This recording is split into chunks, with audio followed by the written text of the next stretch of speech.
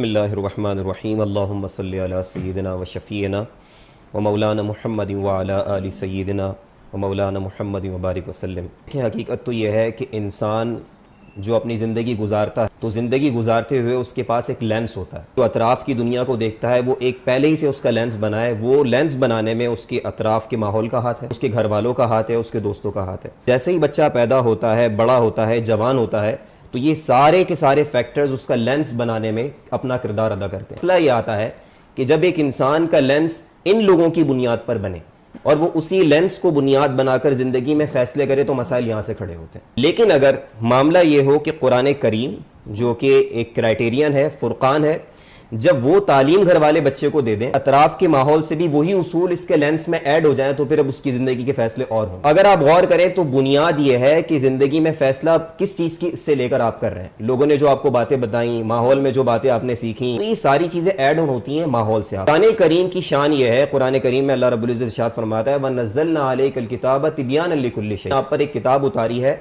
जो हर चीज़ की वजाहत है, एक्सप्लेनेशन है। एक मुकाम पर कुरान करीम की एक सिफत बयान की, फुरकान, यानी वो हक और बातिल में फ़र्क करता है। जब कुरान करीम को पढ़ने के बाद, अहादीस को पढ़ने के बाद फिर हम दुनिया को देखना शुरू करते हैं, फिर उसकी रोशनी में फैसले लेना शुरू करते हैं, तो खुद ब खुद ज़िंदगी में आराम आना शुरू हो जाता है।